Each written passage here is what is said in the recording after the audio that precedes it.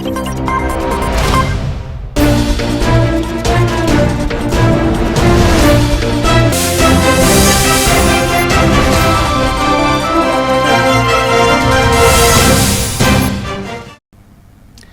Welcome to A1 TV Telugu news. భీమవరంలో Christian joint action committee ఆధ్వర్యంలో జిల్లా కలెక్టర్కు వినతి పత్రం సమర్పించారు. ప్రభుత్వ రికార్డులు, కుల ధృవీకరణ పత్రాలు, స్కూల్ టీసీలలో హిందూ అనే పదాన్ని తొలగించాలని డిమాండ్ చేశారు.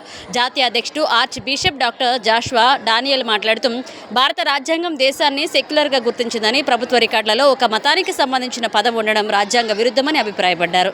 పశ్చిమ గోదావరి జిల్లా కలెక్టర్ వారిని కలిసి ఒక మెమోరాండం ఇవ్వడమైనది. దానికి కారణం ఏమిటంటే నర్సాపురానికి తప్పుడు సర్టిఫికేట్ అవుతుంది.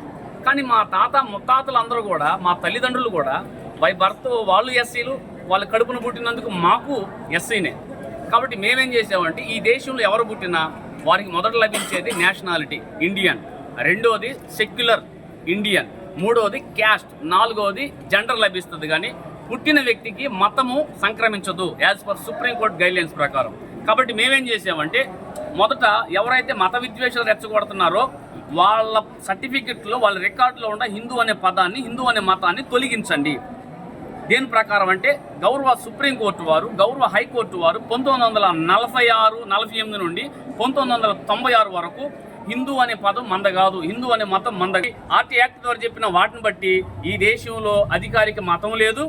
అలాగే ఈ దేశంలో పుట్టిన వాళ్ళు ఇండియన్స్ లేదా సెక్యులర్ వాదులు అవుతారు, కానీ ఫలానా మతానికి సంబంధించిన వారు కారు. కాబట్టి మనకు సంబంధించిన పదం కాదు, మన మతం కాదు, కాబట్టి దాన్ని తొలగించాలి. అందరే కాదండి, ఎవరైతే మత విద్వేషాలు రెచ్చగొట్టి మా జోలికి వచ్చి అన్యాయంగా, అక్రమంగా, అధర్మంగా, ఎలాంటి ఆధారాలు లేకుండా నిరాధారంగా వచ్చి మా మీద ఫిర్యాదులు చేశారు. కాబట్టి మేము చట్టబద్ధంగా అన్ని ఆధారాలతో పొందుపరిచాం.